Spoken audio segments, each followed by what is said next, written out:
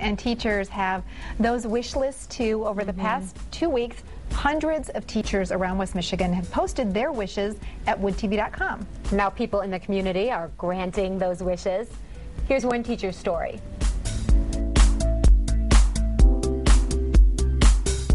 Wishes really do come true, and we're here at Elger Middle School with Mrs. Henschel. Tell me how your wish was granted. It was a surprise. I went on to the Wood TV 8 teacher wish list, supply list, and filled out my list. Put a lot on it because I had purchased a lot of my items already. And last night I was contacted by a young man, Nathan Rodriguez, and he purchased everything on my wish list, and he brought it up to me this morning. Unbelievable. So, I mean, we're talking big items like electric pencil sharpeners, big packs of colored paper, even something that almost brought you to tears, you said. This one did. These are thumb drives. I teach English language arts, so we do a lot of writing. And sometimes kids write at home.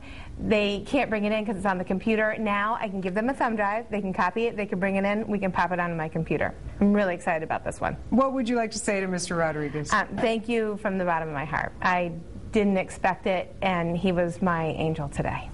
Is that beautiful? You have the chance to get involved in the teacher wish list. Log on to woodtv.com, search teacher wish list, and find out how you can help teachers help our kids. And Maranda is here to fill us in on how you can help. What kind of response are you seeing? Obviously, it's starting to pay dividends here. It certainly is. It has just been awesome to see. You know, times are tough. A lot of families are struggling, but there are still so many of us who say, I want to do what I can. And it might be, I'm going to bring a box of spiral notebooks over to the school in my neighborhood.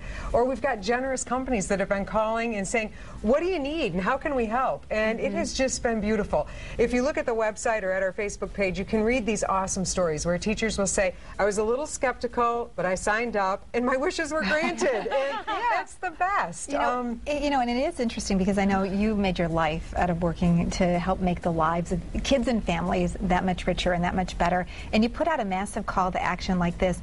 How do you feel seeing these connections? I bite my fingernails waiting to say, will it work? But, you know, I think people generally, overall, want our kids to succeed as a community, as families, and when we can see small ways that we can make a big difference, we jump in. And that's why I love West Michigan.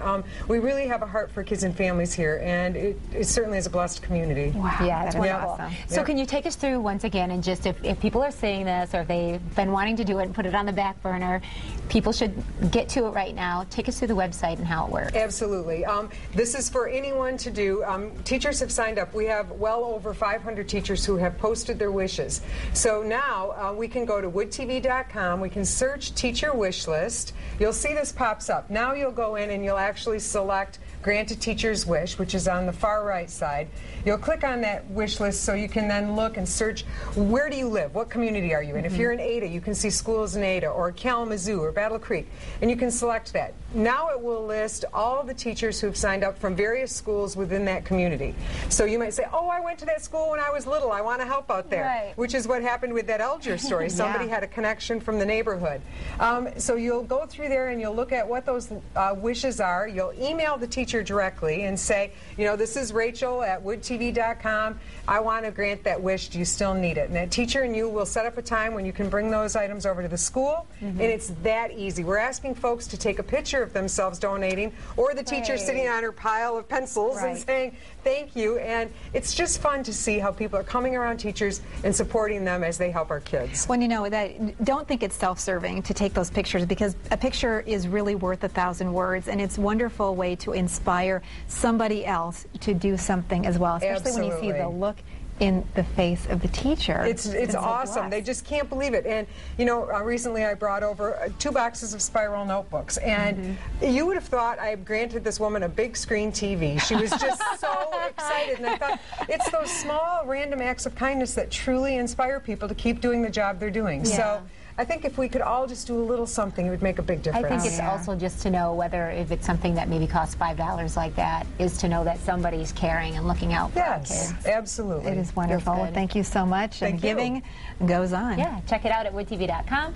We'll be right back. Your all-access pass to everything West Michigan.